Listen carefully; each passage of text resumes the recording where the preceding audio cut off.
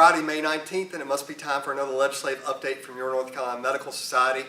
It's been a busy week in all different places, not so much at the General Assembly, but we started off this week with the final DHHS listening tour session held on Medicaid transformation here in Raleigh. We had 40 or more speakers, many of which were doctors. Dr. Cunningham spoke again after speaking the week before in Greenville, speaking about our issues, our shared vision for where this is going in Medicaid, and with that testimony has been recorded and placed online for you to view. If you got your bulletin on Wednesday, the link is right there in the bulletin. You can click right through and watch it. Many other doctors also spoke, and we were able to record some of those, so we'll be posting those in the coming days so you can get an idea of some of the other testimony from your peers that went directly to the Department of Health and Human Services.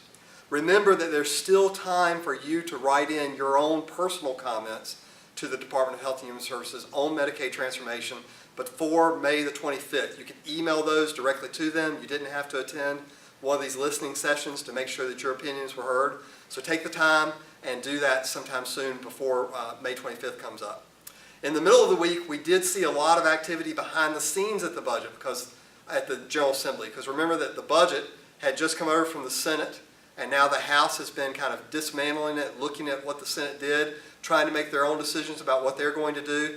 We expect that they will be rolling out their version of the budget, or at least pieces of it, early next week or sometime next week, and we'll be reporting to you more in depth on that. We do have a report online of what is in the Senate budget, so you can have kind of a full view of what's there before the House version comes out.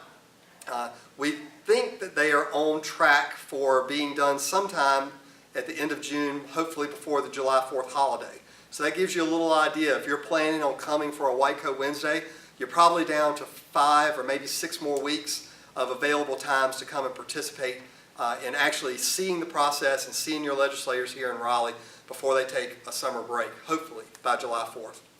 The last thing I'll point out this week is that our board is meeting this weekend in Chapel Hill. This is our strategic planning retreat weekend. So there'll be a lot of different meetings focused on thinking about the future. Where are we going down the future? What is medicine going to look like down the road? But tonight there is a member mixer, as we've done in every community where we've had board meetings since we've adopted this new taking the board on the road strategy. It will be tonight at 5 o'clock at the Rizzo Center.